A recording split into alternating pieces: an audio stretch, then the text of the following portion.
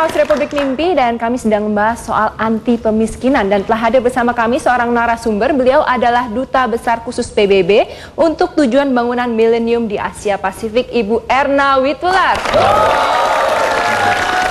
Selamat malam Ibu. Aduh, senang sekali bisa bergabung bersama kita ya.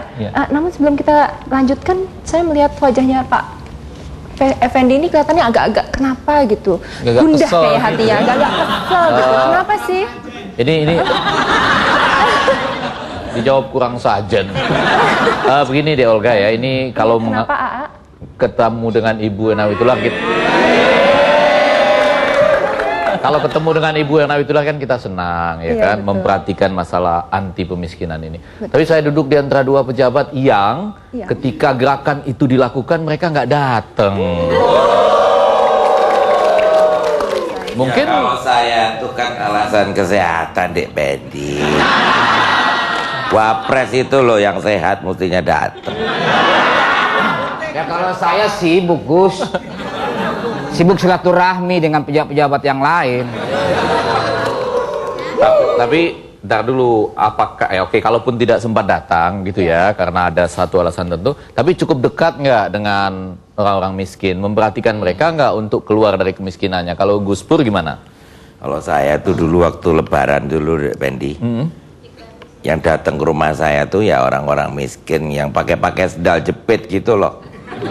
Nggak kayak Pak Wapres tuh. Ya tuh. Yang pakai sandal jepit itu walaupun pakai sandal jepit kan pengurus partai Gus. Orang-orang kaya juga itu. Kok yang sekarang tuh bener-bener yang nggak mampu beli sepatu. Ada juga gitu ya. Kalau Pak Wapres? Ya kalau saya dalam Lebaran juga begitu Dek Pendi. Saya mengunjungi pejabat juga mengunjungi orang-orang miskin. Cuman masyarakat aja nggak tahu saya mengunjungi orang-orang miskin. Saya orangnya nggak ria Dek Pendi, nggak sombong. Maksudnya Pak nggak ria? Swear deh. Maksudnya nggak ria Pak? Nggak ria maksudnya saya suka memberi bantuan kepada orang lain dengan tangan kanan. Prinsip saya memberikan dengan tangan kanan, tangan kiri saya tidak tahu Dek Pendi. Itu. Boleh juga. Tapi orang miskin yang menerimanya tahu Pak? Nggak tahu. Wajibkan dari saya. Luar biasanya saya begitu. Bahkan saya memberi bantuan, saya sendiri nggak tahu yang memberi bantuan. Iya. Hebat nggak itu saya Dek Pendi? Iya. Tapi di koran-koran tuh Pak Wapres pergi ke tempat 11 pejabat. Ya biarin Gus. Enggak, ntar dulu El. Kenapa pertimbangannya datang ke mantan-mantan pejabat? Ya mengunjungi yang nama silaturahmi itu kan perlu Dek Pendi. Bukan, bilang saja kalau mantan pejabat itu kan sudah jatuh miskin gitu Pak. Anda kok ngajarin Wapres? Ya, silakan. Langsung pertanyaan dulu pada Ibu Erna. Apa sih Bu tujuan dari kampanye anti permiskinan global ini Bu? Ya, kebetulan kan tanggal 17 Oktober adalah ulangannya. Dibuat kegiatan ini untuk membuat lebih banyak lagi masyarakat, anggota masyarakat yang peduli untuk melawan pemiskinan dan tahu mengenai komitmen yang namanya tujuan pembangunan milenium atau MDGs itu.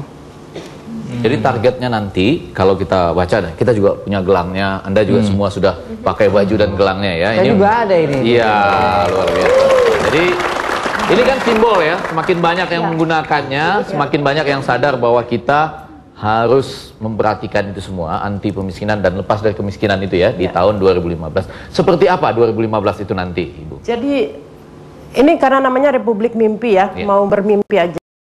Itu di mana ada keadaan orang tidak perlu meninggal karena penyakit-penyakit sepele seperti diare. Ibu-ibu nggak perlu meninggal karena melahirkan hanya karena tidak ada bidan, atau juga lingkungan bisa pulih lagi sehingga orang tidak perlu miskin. Jadi ini semua adalah mimpi yang dinyatakan oleh pemimpin-pemimpin dunia pada forum PBB tahun 2000 yang disebut deklarasi milenium. Jadi disepakati ada tujuan pembangunan milenium yang mengeroyok masalah kemiskinan dari berbagai aspek itu. Ini menarik dengan kata pemiskinan ya Bu. Ya, Jadi makanya kan disebut pemiskinan. Pemiskinan Ya, gitu ya. pemiskinan itu adalah penyebab kemiskinan. Ya, jadi kemiskinan tidak bisa dilihat saja dari soal dikasih uang sekali, dua kali gitu. Tapi juga dilihat apa yang menyebabkan kemiskinan. Bisa pendidikan yang rendah, lingkungan yang rusak. Ya, itu semua tujuan pembangunan milenium. Bisa juga lebih luas.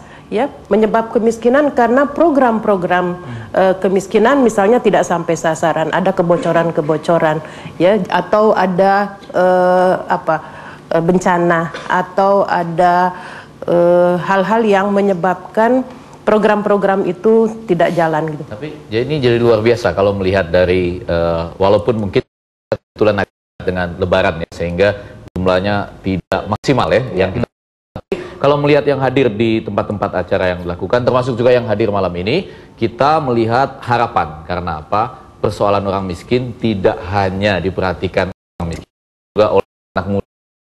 Anda semua.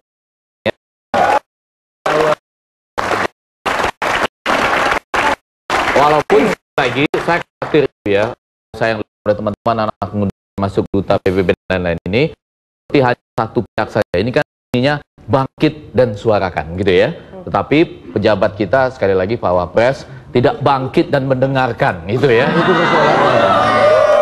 Tapi ada ini Dependi, istilah-istilah itu perlu kita rubah. Nah, ini penting. Seperti produk jamu-jamuan. Oh, untuk memecahkan persoalan. Betul. Misalnya Pak, Tolak angin.